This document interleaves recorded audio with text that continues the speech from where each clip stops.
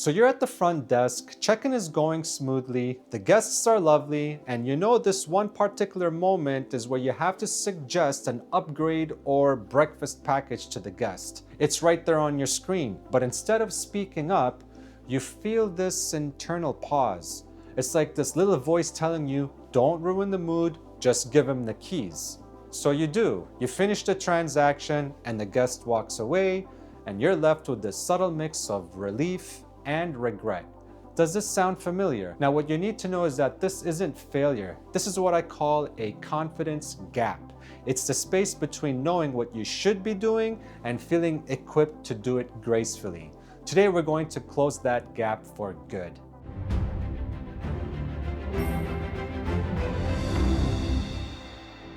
Welcome back to Beyond the Lobby. I'm Yahya, a passionate hotel enthusiast, and I make educational videos. And today we will explore why we feel that awkward hesitation when it's time to suggest an upgrade. I want you to know something crucial. It's not you. The problem isn't your personality. It's the script in your head. And in this video, we're going to be throwing away that old script and we're going to be writing a new one. Let's get one thing straight. The reason you freeze isn't because you're not a salesperson or you're shy. It's because your brain is trying to protect you from a perceived social risk. In that moment, you're not just thinking about the upgrade, you're running a frantic mental simulation. 100 things will be going through your mind at that moment, like what if he says no or gets annoyed? Or what if they ask a detail that I don't know about? I might look very foolish. Or what if I stumble over my words and ruin this friendly interaction that I had in the first place? Your brain is trying to juggle too many unknown things at once. It's like trying to solve a complex math problem while walking on a tightrope. No wonder why we freeze. We've been trying to solve this by memorizing more information, but the real solution is to keep it very simple. The secret to confident upselling isn't a bigger script. In fact, it's a smaller, much more smaller one and a smarter one. I call it the flow state formula. It has just 3 parts, and it turns that pressured pitch into a natural step in the conversation. Let's break it down with our sweet upgrade example. Step 1 is the authentic anchor.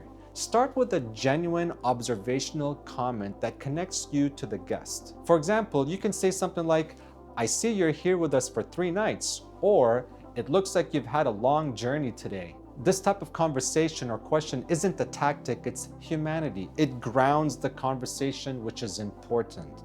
Don't be scared to start conversations like that. The second step is the visionary bridge. Paint a brief, compelling picture of the benefit. Use the words you and your to make it about them and give the guest a sense of personalization. For example, having that extra space in the suite with a separate living area can make your stay much more relaxing. You're not just listing the features, you're offering a better version of their stay. So you're skipping the idea of the specifications and you're more focusing on what would be beneficial for them. Step 3, the gracious invitation. In this step, very naturally, you should end without any pressure, and it's a service-oriented question that you give them with ease. For example, would you like me to check availability and see if we can make that happen for you? The magic of this formula is its flow. Observe, solve, invite. It feels less like a sales pitch and more like a thoughtful suggestion from a trusted friend. So knowing the formula is one thing, but making it feel natural is another. So here's how you build the muscle memory. Before your next shift, I want you to pick just one thing to practice. Maybe it's the breakfast package. Now, rehearse the flow state formula just once or twice. Remember, step 1 is the anchor. Step 2 is the bridge. Step 3 is the invitation. It would look something like this. Anchor. If you're planning to explore the city tomorrow, bridge. Our breakfast buffet is the perfect way to fuel up quickly. Invitation. Shall I add that into your room for tomorrow morning? Here's another example. Anchor. I can see you have your whole family with you here today. Bridge. Our family suite has a separate bedroom and more living space, which means that the kids can have their own zone to play and you can actually relax after a long day of adventures. Invitation. Would you like me to see if it's available? So the idea here is not talking about the features or amenities, but try to connect it to the person, the guest itself. Why it works, it shows you that you understand the chaos of the family traveling, for example. The benefits isn't more space, but parental sanity, which is an incredible, compelling offer. That's pretty much it. You're not memorizing a rigid script, you're internalizing a simple 3-part rhythm. After a few times, trust me, this rhythm will start to feel like it's your own. The mental juggling needs to stop and the confident conversations must begin. So don't just juggle things and see what comes. Have a system, have a plan, and after you start repeating and practicing it, it becomes very natural. So, that awkward pause wasn't a failure, it was a signal that you were navigating without a clear guide. Now you have one.